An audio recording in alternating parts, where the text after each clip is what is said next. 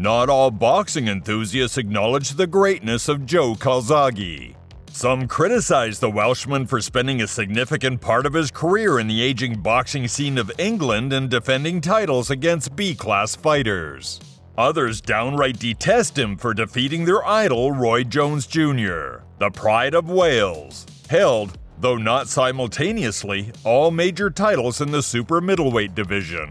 He defended his first WBO title 21 times, defeated 11 world champions, and retired with an impressive record of 46-0, 32 knockouts. Let's highlight 5 of the most significant victories in the career of this remarkable boxer.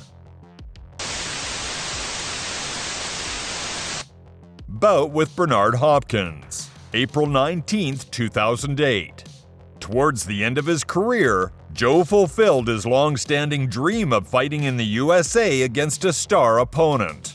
In anticipation of the match, there was plenty of heat and intrigue. Despite his age, Hopkins was rightfully considered one of the best pound-for-pound boxers, and many experts believe that the American could trip up the Welshman. Known for his lack of modesty, Hopkins, before the fight with Calzaghe, surpassed himself by stating, "I will never lose to a white man."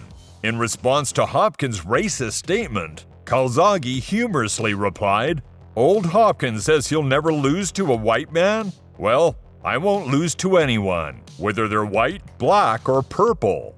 The start of the fight was extremely unlucky for Calzaghe. Obey my commands at all times. Remember, guys, I'm fair but I'm firm. Touch him up. Clearly bothered Calzaghe. He called it. It's an aggressive move. He ran in with his head down again. In the first round, no one has a better work rate.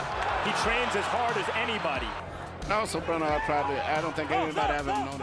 The next 3 rounds also went with a slight advantage to the executioner, who landed more precise and effective blows. Calzaghe beginning to get a chance to let his hands go. The two fighters are engaged in what? Bernard's a very cagey guy, and one of his heroes is Benny Briscoe, and he's, who kept his head down, which avoided from getting hit, made opponents hurt their hands, but also he's landing very short, accurate punches. Calzaghe is busy, but his punches are more of a slap. And that's saying something, because Calzaghe's always been able. Calzaghe, Hopkins drives him away with. It requests you to do, you don't have to do it mandatorily. When you come to the arena, I think they said Calzaghe weighed 181 tonight.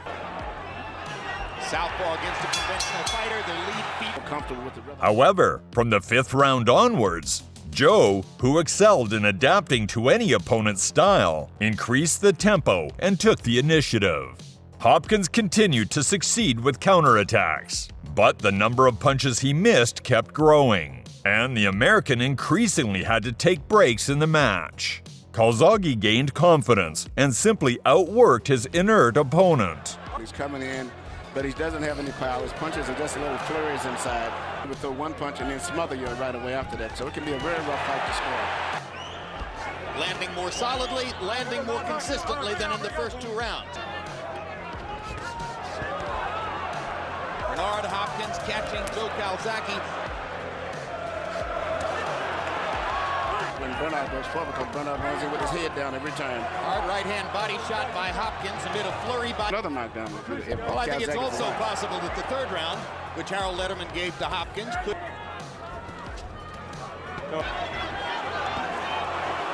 He knows every trick to make himself difficult to hit. Calzaghe constantly trying to apply pressures, trying to speed the tempo of the fight, trying to make the 43-year-old man was rolling with the punch. And he's coming right back and not letting Bernard really take the play. And Bernard is having a time, trying to time and figure his rhythm out. Improvisational quality, more and more as the fight has gone. He pulls Calzaghe's head down. Yep. That was not an intentional low blow by no reason. It really wasn't that bad. Takes place in April. Maybe it was debilitating.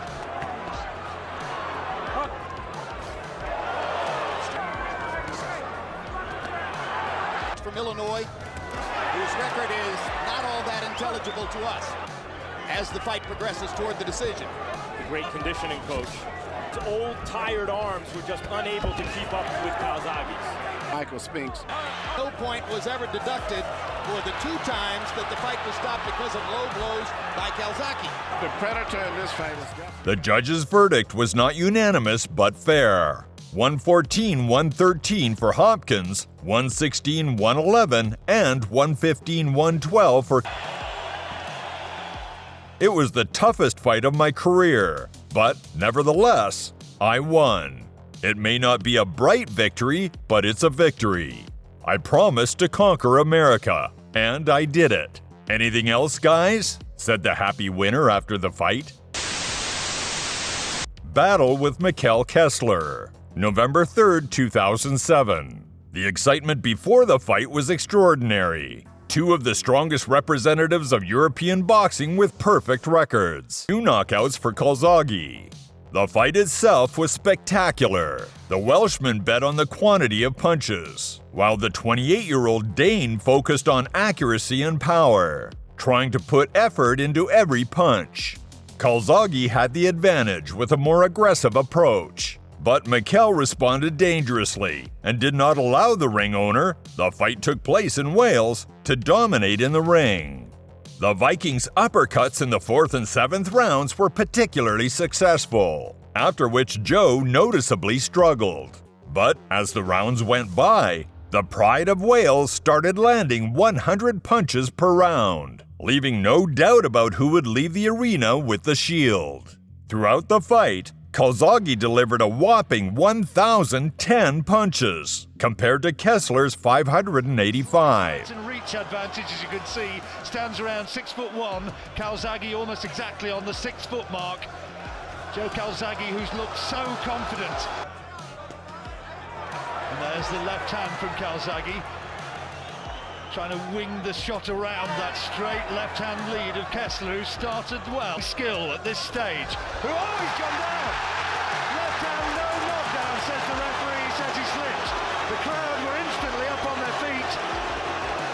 And Mike Ortega says no knockdown. Well, John, I think there was a body shot in there. He caught off balance, Mikkel Kessler. Well, controversial.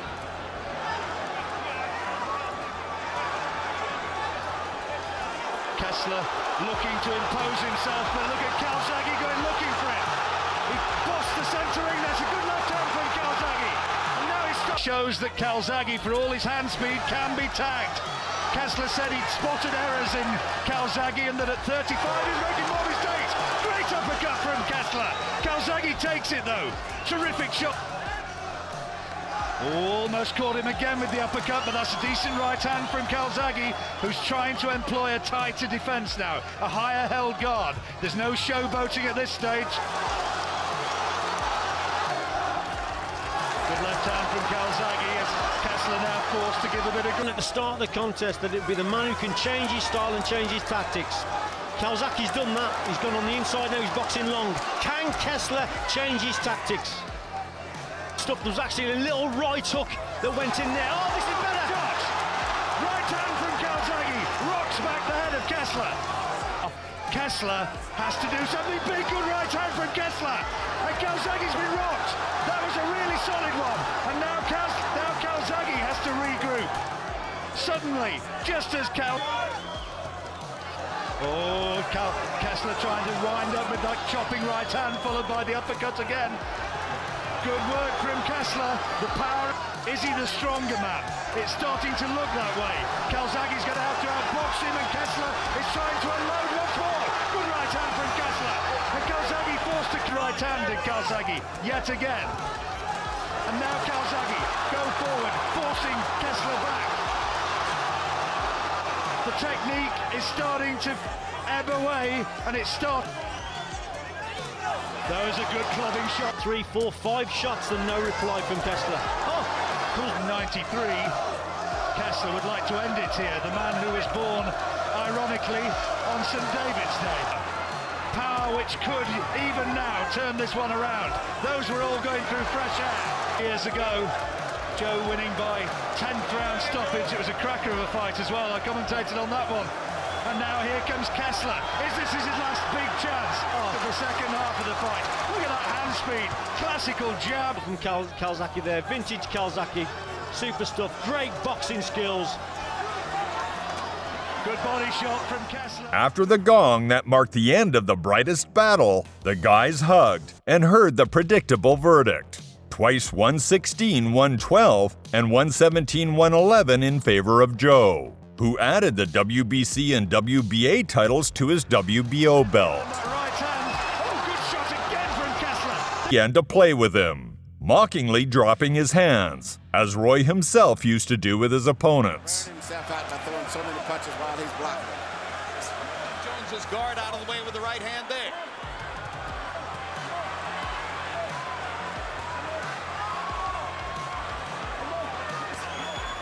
Watch his shoulder. I don't think either fighter has ever fought anyone with the speed. To the audience and to the judges that he has weathered the storm. Jones with punch count from here. He has dominated round 3.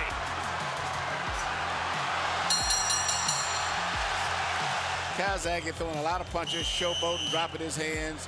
And I think it's really not that they're showboating. The third round, oh my God. Joe Calzaghe put on a performance. I mean, the guy is so good. Just incredible third round. Anyway. It's possible that some judges could have given him the second round, and right now, his hand speed is accelerating, and Jones is slowing down. Now, Jones may be looking for a way to pick a spot. She was not. Calzaghe is suddenly treating him with more respect. He's gotten away with that. He's having problems getting that punch in with Calzaghe, and that's got him all off track because he's not really jabbing much. That's the main thing he worked on, and I'm quite sure Joe and them have studied him very well and learned that that's the main punch they have to look at it for. Remember, there were opportunities for Roy to win, and he didn't take advantage of them. They used to be, and Joe Calzaghe is coming straight through with that 1-2. And good counter left by Jones, another one. He follows it up with a couple of body shots. He's back against the ropes. Roy may be momentarily hurt. He's hurt. Straight left. Blood above the left. But it's not the same thing as winning the fight, coming back to win. Perhaps, depending on how long he can go with that cut. Calzaghe has taken a little bit of a vacation this round. But now, and when he's able to push Jones into corners, he's totally in control. And now, the combinations and the hand speed, willpower, and desire. He threw a lot of punches this round. He was placing his punches and showboating. He looked like he was targeted to the left. We okay? Rocky Marciano's nose was hanging off his face. 7th round of the Ezra Charles fight. The ref said you have one more round. He knocked Charles out. I guess would just be on the defense, especially at this age. And I can't take a risk of getting hurt, but he's trying to win this fight. He realizes, I think, that the time. Impossible to tell what he's saying, but he's talking to Calzaghe the whole time. Probably something to the effect of.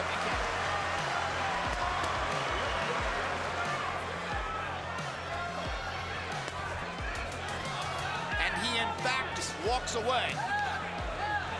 These pictures will be a part of ring history for years to come. Referee Hubert Earl has a shirt soaked with blood. At least one before the end of this round. Surprisingly, the bloodied and beaten Americans survived until the final gong, although the verdict of the servants of Themis hardly added enthusiasm. 3 times 118-109 in favor of Calzaghe. For both men. Just could be farewell.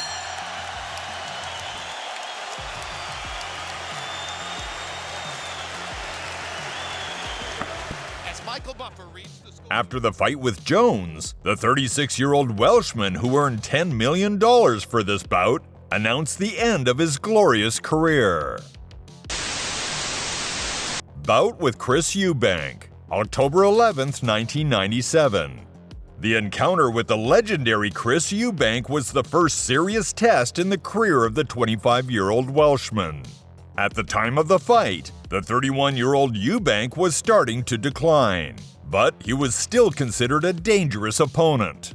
The beginning of the fight didn't go well for the veteran. He found himself knocked down in the first round. Calzaghe Himself and give the young opponent a fight in the subsequent rounds, but it didn't save him from defeat. The ringside trio's verdict was inevitable and fair: 118-110, 118-109, and 116-111 in favor of the young Welshman, who captured the vacant WBO super middleweight title. Eubank landed some terrific body shots.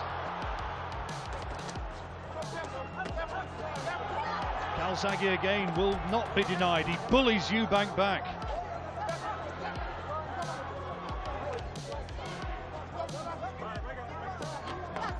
It's good.